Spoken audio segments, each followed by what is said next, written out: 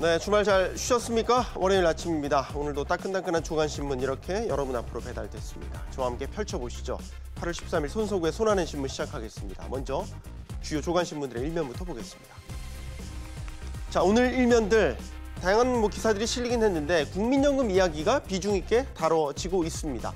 국민연금 고갈 시기가 앞당겨진다는 전망에 따라서 현재 정부가 운영 개정안을 마련하고 있는데 이에 대해 여론이 들끓고 있다는 내용 싣고 있습니다. 한겨레 보시겠습니다. 남북정상회담이 이르면 이달 말에 평양에서 열릴 수 있다는 기사를 일면에 실었군요. 자, 그리고 사진도 보시죠. 인류의 첫 태양 탐사선이죠.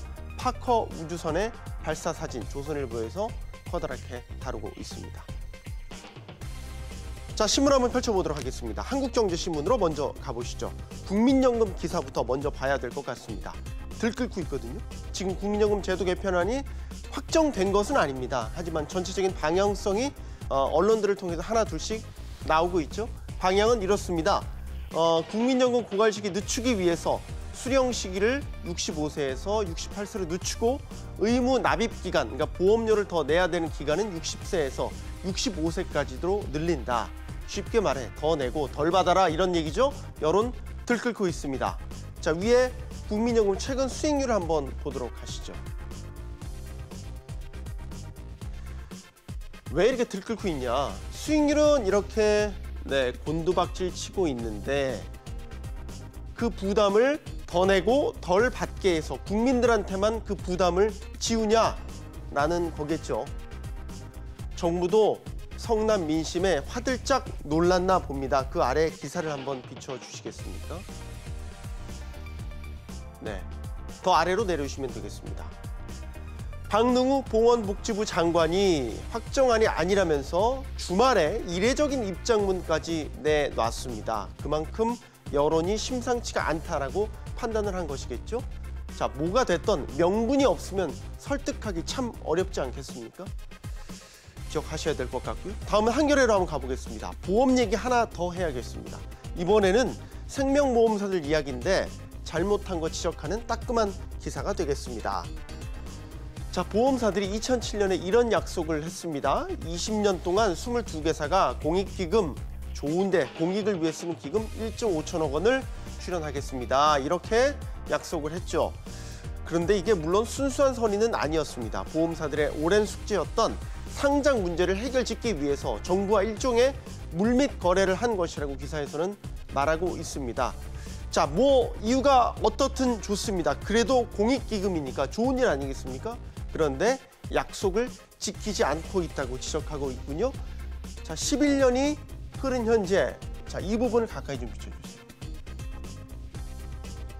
20년 동안 1조 5천억 원을 모으려면 11년이 지른 현재 8,250억 원이 모였어야 하는데 3,692억 원밖에 기금 출연이 되지 않았습니다. 생부사들의 사회공헌 약관은 그 위에 구두를 비춰주시겠습니까? 이렇게 보신 것처럼 헌신짝이 돼버렸습니다. 기사에서 지적하는 부분입니다. 자, 다음 동아일보로 가보도록 하겠습니다. 오늘 남북 고위급 회담이 열리는데요.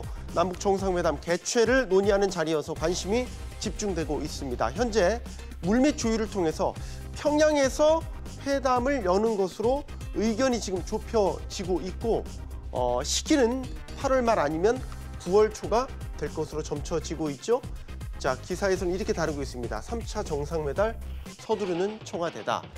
자, 동아일보는 청와대가 연내 종전선언을 통해서 비핵화의 돌파구를 마련하려 한다고 분석하고 있습니다. 자, 사진도 주목해서 보시죠. 사진은 남북 노동자 통일축구대회 참석차 우리나라를 방문한 주영길 북한 조선직업총동맹 위원장인데요. 전태일 열사 묘소를 참배하고 있습니다. 자, 다음은 조선일보로 가보도록 하겠습니다. 조선일보는 상장사들의 30%가 2분기에 어닝쇼크 수준의 부진한 실적을 기록했다고 지적하고 있는데요. 이어지는 기사가 되겠습니다. 우리나라의 대표적인 수출 품목 뭐가 있죠? 휴대폰, 자동차, 디스플레이. 자, 삼성, 현대차, LG 디스플레이 모두 2분기에 수출 실적 면에서 고개를 숙였습니다. 이 표를 보시면 다 방향이 아래로 향하고 있죠. 2분기 실적치를 나타내주는 방향성들입니다. 자, 그런데도 정부는 여전히 우리 경기가 회복세라고 진단하고 있는데 정부 인식이 너무 안이하다고 지적하면서 이러다 자칫 경기 둔화에 대처할 골든타임을 놓칠까 우려하는 시각을 기사에서는 전하고 있습니다. 자, 다음은 중앙일보로 가보도록 하겠습니다. 자, 한화가 지난 주말 깜짝 투자 계획을 발표했죠. 5년간 22조 원을 투자하고 3만 5천 명을 고용하겠다는 계획입니다.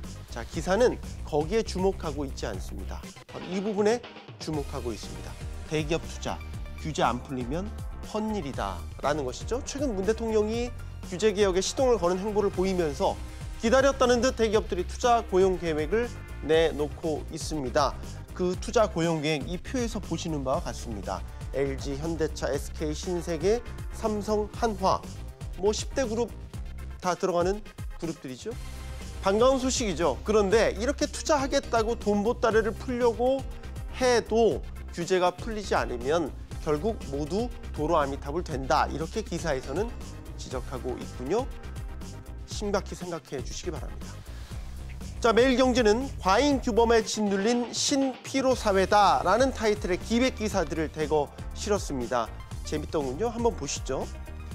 최근에 2년 사이에 개인 자유를 옥죄는 규범들이 쏟아졌고 이런 규범들이 세대 간 갈등을 키웠다고 지적하고 있습니다.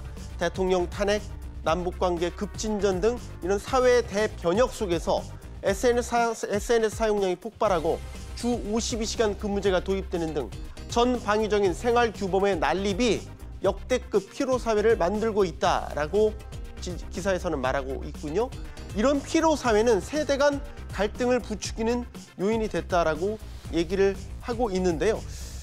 우리가 한번 모두 생각해 봐야 될 시사점들을 기사에서는 던지고 있습니다. 손석구의 손안의 신문 오늘 여기까지입니다.